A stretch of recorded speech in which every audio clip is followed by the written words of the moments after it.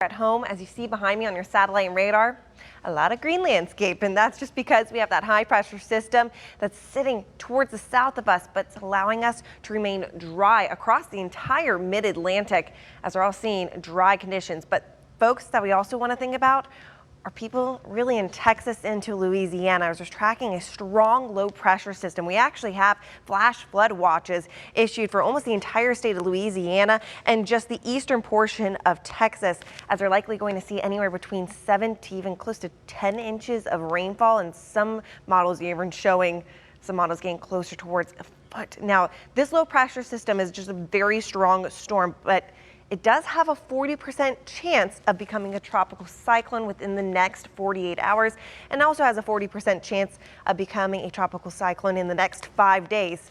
In addition to that, we have another tropical cyclone or potential tropical cyclone within the next 48 hours. This is towards the northeast of Bermuda. We're going to keep a close eye on that because that could actually become our first tropical storm of the season. So, actually, NOAA released their Atlantic hurricane prediction.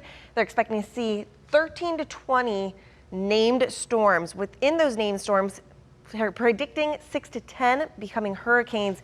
And within that 6 to 10, they're predicting 3 to 5 will be major hurricanes. That means category 3, 4, or 5 in terms of a major hurricane, and winds exceeding 111 miles per hour. But as far as today goes, it's absolutely lovely outside, as you see from our sky tracker at the Diamond in the Richmond area. We're sitting under beautiful sunshine, and your temperatures staying right now in the upper 70s. We have 77 in the Richmond area.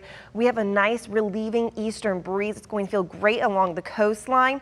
The high temperatures today are going to stay around the low to the mid 80s. It is going to be much cooler than yesterday, but this weekend it is going to be hot.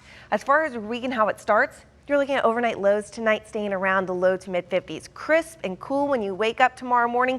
And then we're looking at our highs over the weekend, actually in the low 90s. For your Kickers game, probably bring a baseball cap and probably actually have to grab a bottle of water because it's going to be hot throughout the Kickers game. We'll feature partly cloudy skies, your temperatures hanging out mainly in the 80s throughout the game. But looking throughout the weekend, we're going to look at highs in the low 90s. And then seeing overnight lows warmer. Starting off your Sunday morning, we're likely seeing temperatures in the 60s. Now, we do have a system that we're tracking on Monday. Potentially squeeze out a few isolated showers on Monday.